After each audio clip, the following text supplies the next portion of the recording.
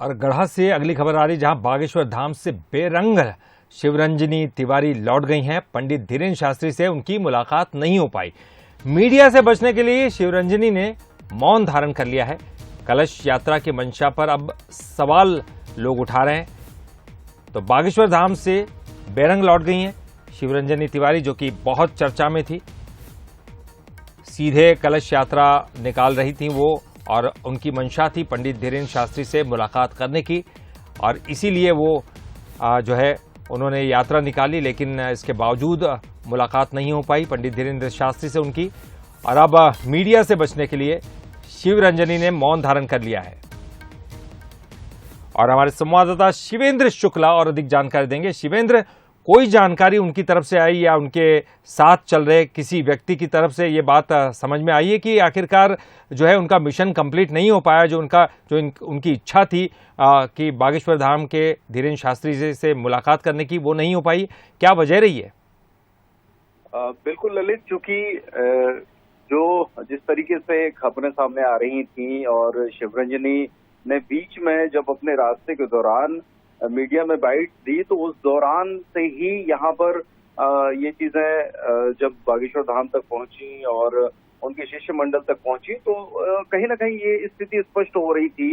यह समझ में आ रहा था कि ये केवल एक प्रोपेगेंडा, अपने प्रचार प्रसार के लिए पंडित धीरेन्द्र कृष्ण शास्त्री से नाम जोड़ने का पूरा ये मामला चल रहा है। वरना अगर कोई उद्देश्य है, कोई संकल्प है मन में, तो फिर उसको प्रचारित प्रसारित करने की बात नहीं थी। वो सीधे वहां पर जाकर मुलाकात करके ये अपनी बात रख सकती थी। लेकिन जिस तरीके से यहाँ पर पूरे मीडिया से बातचीत करते हुए और उसको बढ़ा चढ़ाकर बताया गया, उससे ये शंका पैदा हो गई कि ये पूरा मामला अपने प्रचार प्रसार प्रोपेगेंडा के लिए है।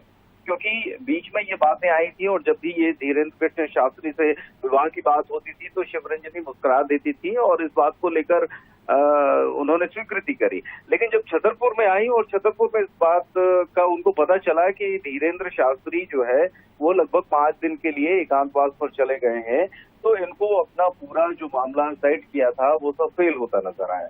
तो इन्होंने फिर यहाँ पर मीडिया के सामने बयान दिया कि मेरी ऐसी कोई मंशा नहीं थी, इस तरह का कोई उद्देश्य नहीं था, मैं केवल वहां पर पर्चा बनवाने जा रही थी और पर्चे में अगर वो बात निकलती तो फिर उसको माना जाता।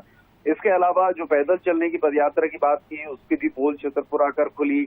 और अब जब छतरपुर से बागेश्वर धाम पहुंची है तो इस दौरान ड्राइवर के मुंह से अनायास ही निकल गया कि हाँ, जब वो थक जाती हैं तो उस दौरान वो गाड़ी में बैठ जाती हैं। तो एक अंदाजा लगाया जा सकता है कि लगभग गंगोत्री से और यहाँ तक 1100 किलोमीटर का सफर है। और इस 1100 किलोमीटर के सफर के दौरान ना तो उनके चेहरे पर कहीं शिकन दिखी, ना पैरों में छाले दिखे। इतनी लंबी पदयात्रा, वो भी 40 से 45 डिग्री तापमान में करना, भले ही वो सुबह और शाम की जाए, लेकिन उसका असर कहीं ना कहीं चेहरे पर, व्यक्ति के शरीर पर दिखता है। लेकिन वो जैसे ही वहां से चली थी वैसे ही उनका यहाँ पर दिखा।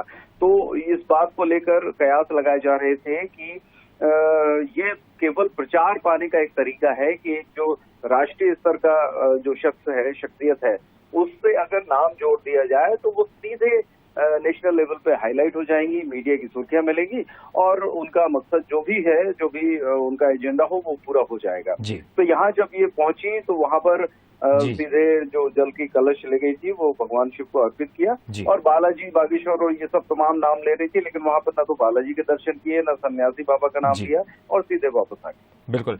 तो इतने दिनों तक काफी चर्चाओं में रही है शिवरंजनी तिवारी, क्योंकि यात्रा लेकर निकली थी, लेकिन अब उनकी मुलाकात नहीं हो पाई है। शिवन, बहुत बहुत शुक्रिया आपका इस पूरी जानकारी के लिए। हो सकता है कि आने वाले समय में कुछ जानकारी और हासिल लगे या उनकी तरफ से कोई बयान सामने आए। अभी तो फिलहाल वो मौन में है।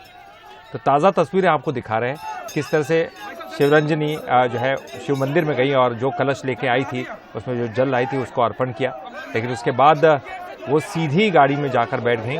लेकिन उन्होंने किसी से चर्चा नहीं की, बातचीत नहीं की, और ये कहा जा रहा है कि उन्होंने मौन धारण कर लिया है।